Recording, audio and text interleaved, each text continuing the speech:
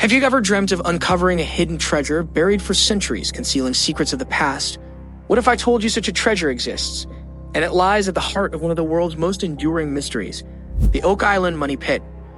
From a distance, Oak Island, located on the south shore of Nova Scotia, Canada, appears to be just another island. Located approximately 200 feet from the shore, the tree-covered island rises to no more than 36 feet, 11 meters above sea level, and covers an area of no more than 140 acres. However, this tiny island is home to one of the biggest treasure hunts in history. Many have been drawn to the island in the quest to uncover its supposed hidden riches, and a handful of people have lost their lives doing so. But to this day, no treasure has ever been recovered from Oak Island. But this is no ordinary treasure hunt. It's a tale woven with cryptic clues, booby traps, and a curse that whispers of danger and untold riches. The story began in 1795 when 18-year-old Daniel McGinnis saw lights coming from the island. Out of curiosity, he went searching for the lights and discovered a clearing on the southeastern end of the island. Within the clearing was a circular depression and nearby a tackle block hung from a tree. With friends John Smith and early accounts Samuel Ball and Anthony Vaughan, McGinnis returned to the area and began excavating the depression. A few feet beneath the surface, they discovered a layer of flagstone, and the pit walls had markings from a pick. Approximately every 10 feet, 3 meters, they found a layer of logs. McGinnis and his companions abandoned the dig after digging down to a depth of 30 feet, never discovering anything of worth. Reports of the boys' efforts were published in several printed works. 8 years later, the Onslow company sailed to the area to try to recover the supposed treasure that was assumed to lie hidden at the base of the pit. Based on the written accounts of the boys, the Onslow company attempted an excavation of what was now referred to as the Money Pit.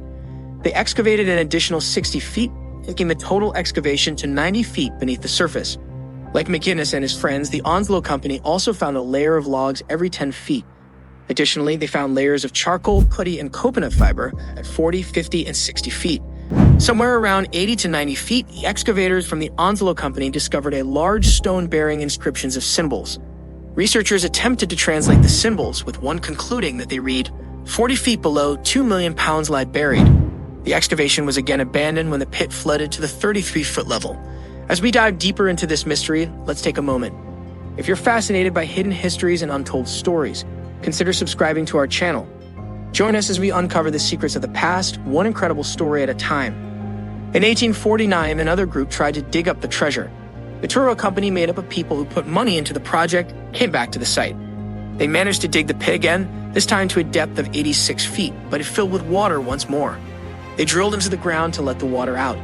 During the drilling, their drill went through several layers.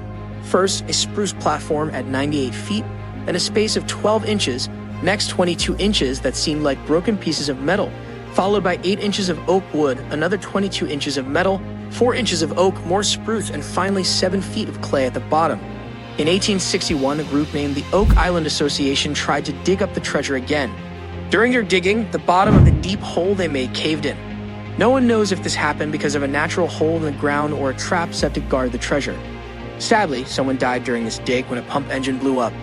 The Oak Island Association had to stop trying to dig in 1864 because they ran out of money. But people still wanted to find the treasure, so they kept trying to dig in 1866, 1893, 1909, 1931, 1935, 1936, and 1959, but they never found it.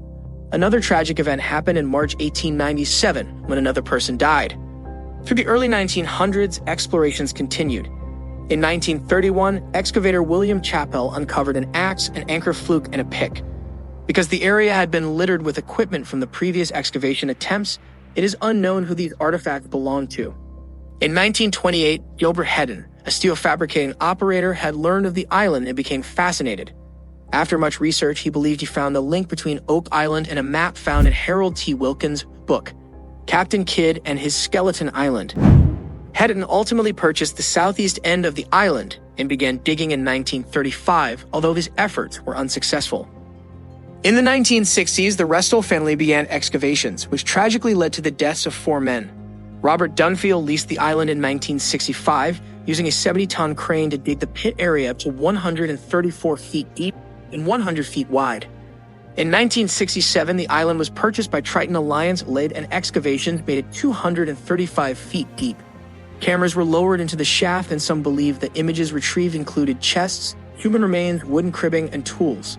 However, due to poor image quality, the existence of these items has never been confirmed. Perhaps the real riches of Oak Island lie not in gold or jewels, but in the journey of discovery, the human spirit's relentless pursuit of the unknown, as well as the appealing prospect of learning the greatest secrets in history. As the sun sets on the shores of Nova Scotia, the Oak Island mystery remains, inviting the brave, the curious, and the adventurous to keep searching, keep questioning, and keep dreaming of finding what's buried beneath. Thank you for joining us on this captivating journey into the heart of one of history's greatest treasure hunts. What aspect of this story was your favorite? Share your thoughts with us in the comments section. Keep updated on our latest explorations into the mysteries of our world.